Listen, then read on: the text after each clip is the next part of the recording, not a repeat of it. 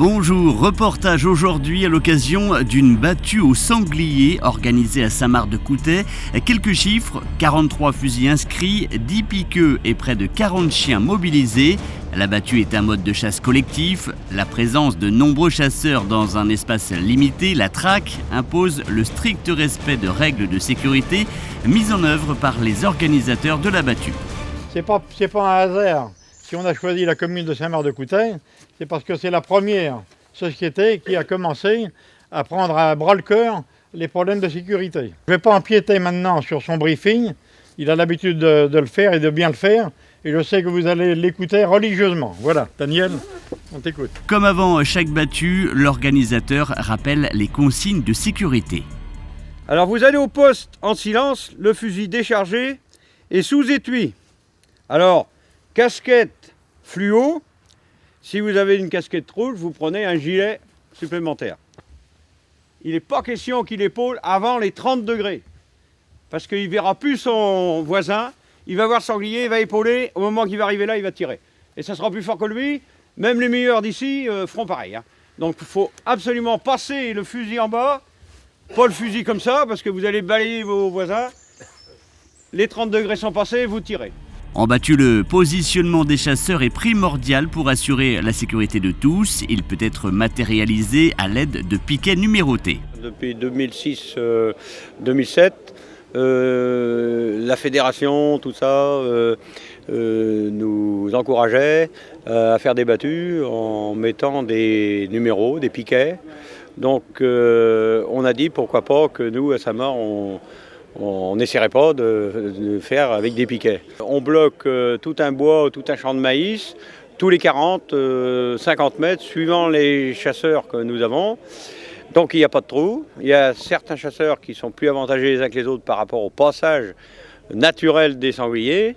Mais ce qui fait, c'est qu'on est sûr, avec les numéros, qu'il n'y a pas de trou. Donc ça doit passer obligatoirement. Il y a un voire deux chasseurs qui tirent le sanglier.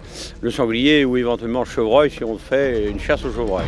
Une fois les chasseurs placés, la battue peut commencer. Suivant la topographie et l'étendue du territoire à couvrir, il peut être nécessaire d'effectuer plusieurs traques. Alors les traques, c'est l'endroit où on met, où les piqueux, c'est ceux qui mènent les chiens, qui n'ont pas d'armes. Quand on a une arme dans une traque, c'est simplement une arme qui est déchargée.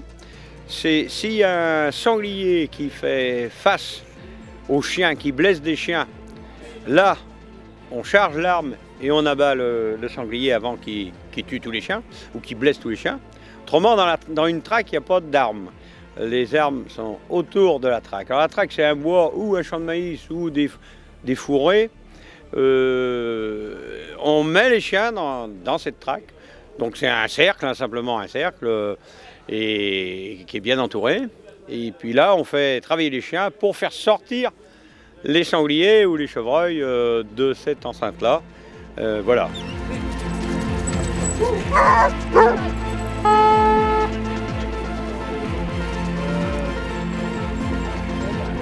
La réussite d'une battue, c'est aussi le résultat du travail des chiens.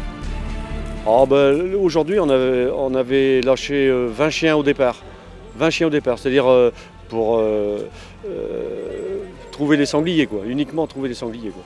Mais après, on lâche que des chiens créancés, quoi, des chiens sûrs, qui ne font pas de bêtises sur un autre gibier, quoi. Ils chassent uniquement renards ou sangliers, quoi.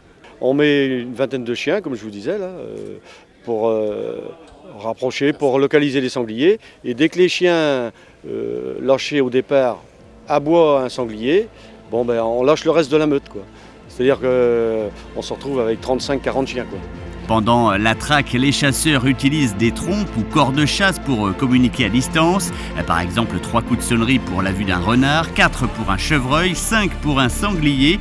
Un coup long annonce le début de la traque et 3 coups longs, sa fin.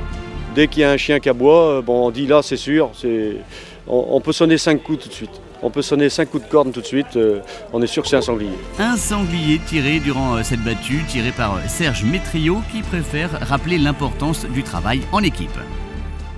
C'est l'équipe, c'est pas C'est l'équipe, parce que moi tout seul j'étais à une place que j'ai tirée, j'étais comme ça, tant mieux. Mais tant mieux, c'est comme ça. On arrive à un certain nombre de sangliers depuis à Saint-Marc-de-Coutesse, ça marche très très bien. Mais tout le monde, il n'y a pas une personne qui le tue, c'est tout le monde. Les organisateurs de la chasse font un travail inouï, c'est-à-dire que 2 jours avant, ils organisent la chasse, ils mettent des piquets en place, c'est un boulot monstre. Et nous, quand on vient seulement pour tirer une petite plaquette, pour tirer au sort, on n'a que le beau rôle. Donc l'organisation est terrible, c'est peut-être dur, mais c'est comme ça, il faut la respecter. Pour moi, c'est très très bien. Moi, j'en connais pas d'autres sociétés. Il y en a beaucoup qui voudraient faire comme nous, mais avant qu'ils arrivent Et les gars du secteur ont tous compris le jeu. Ils marchent tous. La sécurité est la priorité des chasseurs. La Fédération départementale des chasseurs de Loire-Atlantique dispense annuellement 14 formations à la sécurité en battue. En 10 ans, 2605 chasseurs ont déjà été formés.